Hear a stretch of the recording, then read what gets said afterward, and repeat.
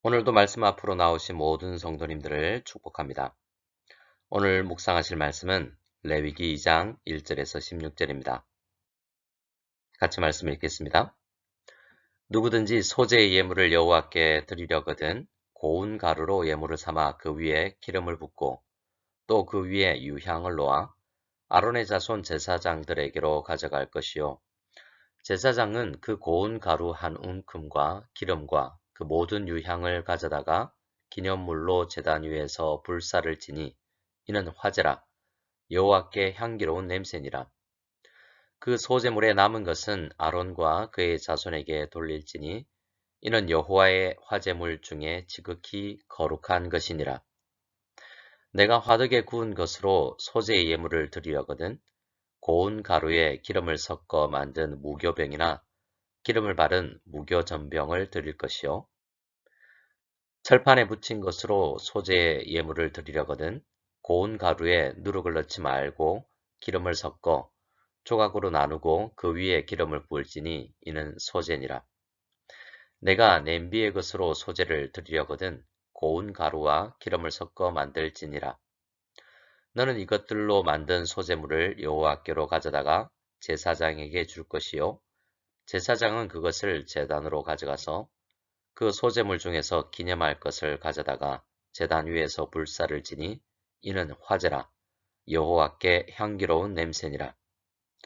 소재물에 남은 것은 아론과 그의 아들들에게 돌릴지니 이는 여호와의 화제물 중에 지극히 거룩한 것이니라. 너희가 여호와께 드리는 모든 소재물에는 누룩을 넣지 말지니 너희가 누룩이나 꿀을 여호와께 화제로 드려 사르지 못할지니라. 처음 익은 것으로는 그것을 여호와께 드릴지나 향기로운 냄새를 위하여는 제단에 올리지 말지며 내 모든 소재물에 소금을 치라. 내 하나님의 언약의 소금을 내 소재에 빼지 못할지니 내 모든 예물에 소금을 드릴지니라. 너는 첫 이삭의 소재를 여호와께 드리거든 첫 이삭을 볶아 찌은 것으로 내 소재를 삶되 그 위에 기름을 붓고 그 위에 유향을 더할지니 이는 소재니라. 제사장은 찌은 곡식과 기름을 모든 유향과 함께 기념물로 불사를 지니 이는 여호와께 드리는 화제니라. 아멘. 레위기 2장에서는 번제에 이어서 소제에 대해서 설명을 합니다. 소제는 제사 중에서 유일하게 곡식으로 드리는 제사인데요. 한글 성경은 흰 소자를 써서 흰색 제사라는 뜻이고요. 영어로는 곡식이라는 의미로 grain offering이라고 합니다. 창세기 4장을 보면 첫 제사를 드렸던 가인과 아벨 중에서 가인이 드렸던 제사가 소제라고 할 수 있겠습니다. 오늘날은 마트에 가서 쉽게 곡물을 살 수 있고 전화로 혹은 인터넷으로 배달을 할 수도 있는 시대에 우리는 살고 있습니다. 그러나 3000년 전에 이런 제사를 드리는 과정을 한번 생각해 보시기 바랍니다. 우선 씨를 뿌려서 곡식을 키워야겠죠? 곡식을 수확해서 우선 곱게 갈아야 합니다. 맷돌을 사용하든지 절구를 사용해서 곱게 빻아야 합니다. 그리고 그 고운 가루에 기름과 유향을 더해서 제사를 드리러 가야 하는 것입니다. 우리 앞 세대에서도 집집마다 된장과 간장을 담가서 먹었죠.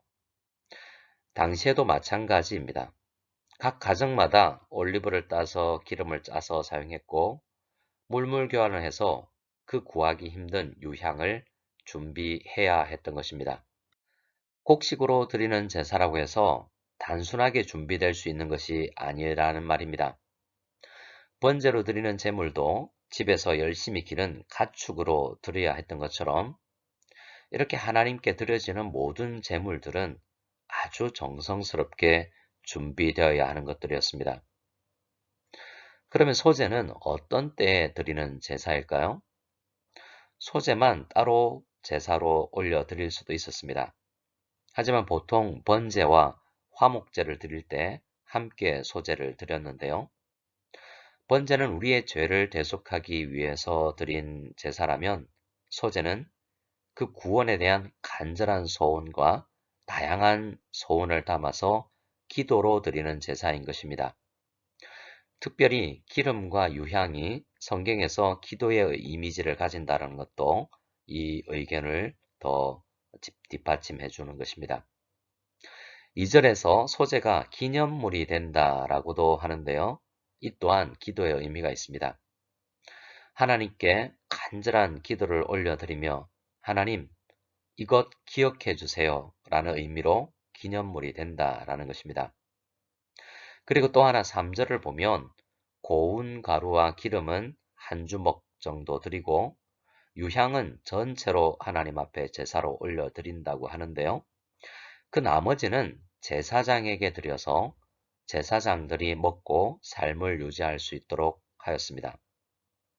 번제는 모두 태워서 하나님께 드렸지만 소제는 일부만 태워서 드리고 나머지는 제사장들에게 드린 것입니다.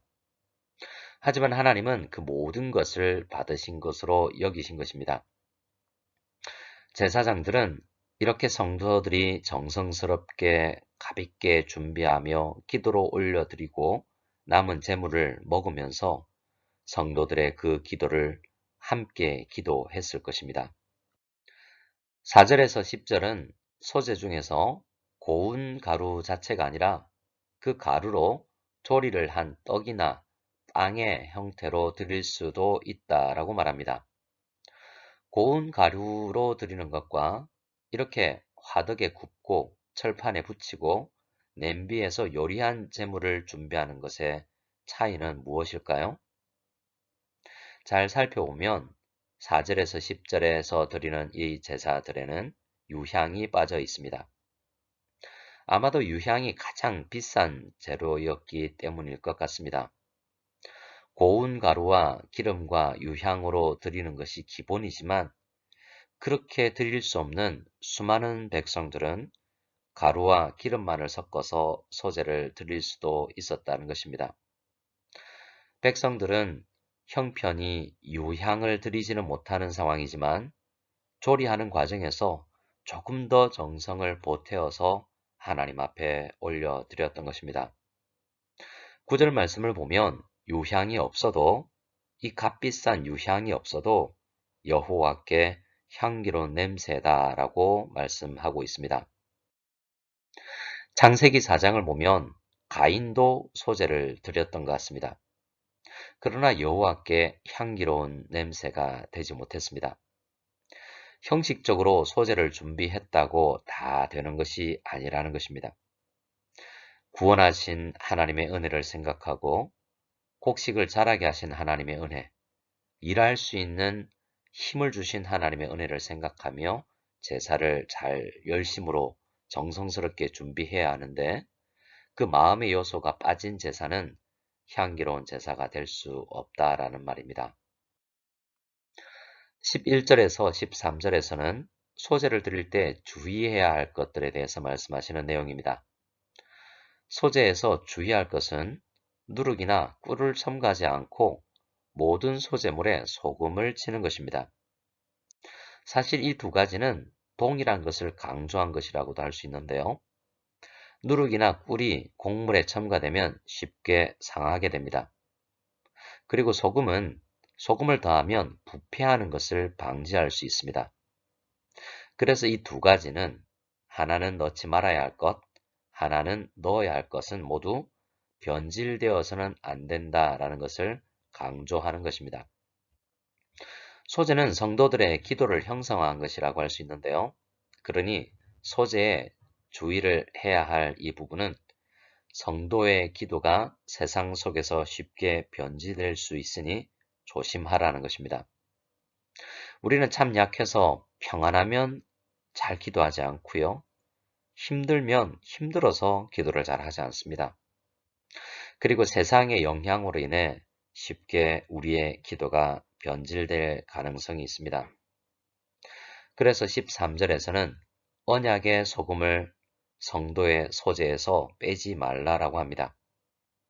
우리는 변함없이 기도의 자리를 지키며 우리를 구원하신 하나님의 언약의 말씀을 기억하며 소망 가운데서 늘 기도로 나아가야 하는 것입니다.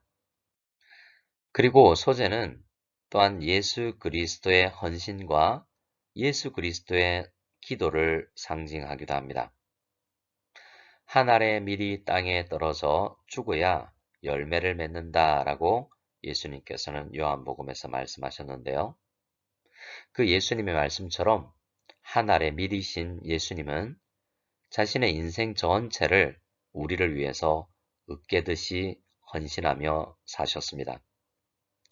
그리고 십자가에서 온몸을 으깨셨죠. 그리고 우리를 대신해서 자신의 삶을 으깨듯이 간절히 기도하신 분이십니다. 우리도 이렇게 기도하신 주님을 닮아가기를 원합니다. 주님께서는 이렇게 소제를 드리며 열심히 기도하는 사람이 되기를 원하셨던 것입니다. 이 아침에도 소제의 의미를 생각하면서 소제의 핵심 되신 예수 그리스도를 생각하면서 언제나 변하지 않고 항상 기도로 나아가는 쉬지 않고 기도하는 우리 모두가 될 수 있기를 소원합니다. 함께 기도하겠습니다. 하나님, 우리의 예배와 삶이 늘 주님 앞에 경건하게 되게 하옵소서. 우리는 곱게 주님 앞에 늘 나아가지 못하지만 우리를 위해서 늘 기도하시는 예수님을 의지하며 소망하며 살게 하여 주시옵소서. 지금도 지구상의 한편에서는 우크라이나에서는 전쟁이 일어나서 많은 사람들이 죽고 있습니다. 평화의 왕이신 하나님께서 함께 하셔서 그곳에 종전이 일어날 수 있도록 도와주시고 많은 사람들과 함께 해주시고 그 가운데서 주님을 붙들 수 있도록 도와주시고 우리 모든 무성연합교회 성도님들이 오늘도 기도로 나아가게 하여 주시옵소서. 예수님의 이름으로 기도드리옵나이다. 아멘.